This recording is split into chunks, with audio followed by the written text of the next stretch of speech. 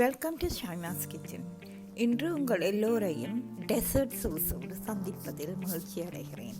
Toffee sous செய்வதற்கு தேவையான ingredient: double cream 40 grams, butter 50 grams, condensed milk 20 grams and சீனி 100 grams and 10 grams water. முதல்ல பேனில் சுகரை போடணும். சுகரை போட்டு நல்லா கரையை மட்டும் ஸ்டர் பண்ணணும். இதை மீடியம் ஹீட்டில் வச்சு செய்ய வேணும். அதுக்குள்ளே கண்டென்ஸ் மில்கையும் அந்த 10 gram வாட்டரையும் டைல்யூட் பண்ணி ஊற்றி அந்த மிக்சர் நல்லா கரையை மட்டும் ஸ்டர் பண்ணணும்.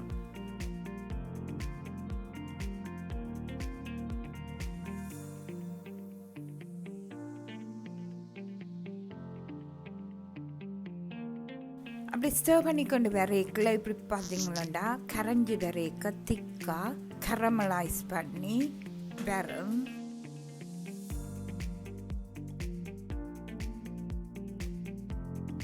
இப்படி திக்காக கரையில் இந்த பாத்திரத்தில் எல்லாம் ஒட்டி வரைக்க நீங்கள் அந்த டபுள் க்ரீமை போட்டு கிளறி பிறகு பட்டரை ஒரு 2 minutes போட்டு அந்த கண்டென்ட்டை நல்லா மிக்ஸ் பண்ணுங்க.